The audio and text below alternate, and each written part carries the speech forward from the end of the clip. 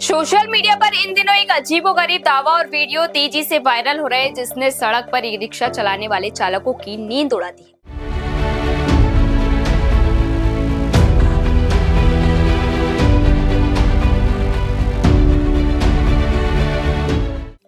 दावा किया जा रहा है कि BAT BMS नाम के एक मोबाइल ऐप के जरिए सड़क पर दौड़ते हुए ई रिक्शा को ब्लूटूथ की मदद से दूर बैठे बैठे ही रिमोट की तरह लॉक या बंद किया जा सकता है।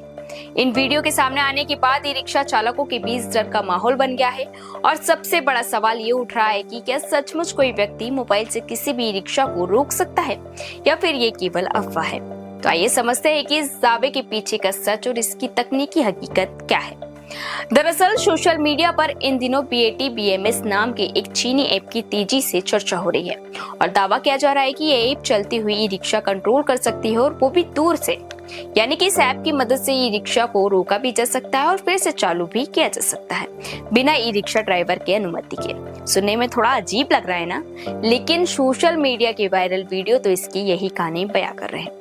इस पूरे मामले की चर्चा तब और बढ़ गई जब उत्तर प्रदेश के बिजनौर जिले में लगभग 80 ई रिक्शा चालकों ने चलते चलते अचानक वाहन लॉक होने की शिकायत पुलिस से की।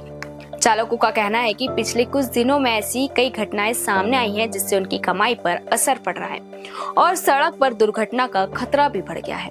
इसी वजह से बड़ी संख्या में चालक पुलिस चौकी पहुंचे और इस पूरे मामले की जांच की मांग की।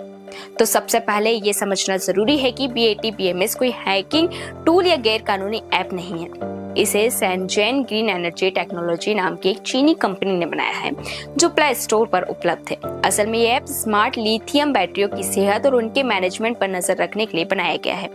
इस ऐप की मदद से गाड़ी का मालिक अपनी बैटरी का चार्जिंग लेवल, वोल्टेज, तापमान और करंट जैसी जरूरी जानकारियां देख सकता है। लेकिन कुछ एडवांस बैटरियों में ऐप के जरिए चार्जिंग को ऑन या ऑफ करने की सुविधा भी होती है।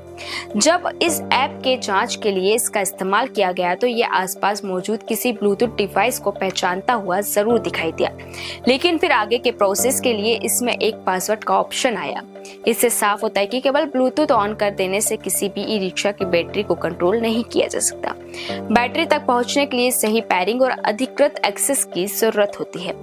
लेकिन अब यहाँ सवाल उठता है कि क्या हर ई रिक्शा का ये ऐप कंट्रोल करती है?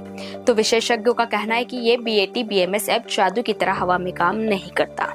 ये केवल उन्हीं ई रिक्शा को प्रभावित कर सकता है जिनमें ब्लूटूथ वाली स्मार्ट लिथियम बैटरी लगी हो। भारत में सड़क पर दौड़ने वाले ज्यादातर यानी कि लगभग 80 से 90% ई रिक्शा आज भी पुरानी तकनीक वाली साधारण लिथियम बैटरी या पारंपरिक लीड एसिड बैटरी पर चलते हैं। इन बैटरियों में ब्लूटूथ जैसी कोई चिप या सुविधा होती ही नहीं है, इसलिए देश के अधिकांश ई रिक्शा चालकों को इस ऐप से कोई खतरा नहीं है। अब बात करते हैं कि यदि किसी ई रिक्शा में स्मार्ट लिथियम बैटरी लगी हो और आपका ई रिक्शा किसी ने अचानक रोक दिया है, तो इसके लिए आप क्या कर सकते हैं?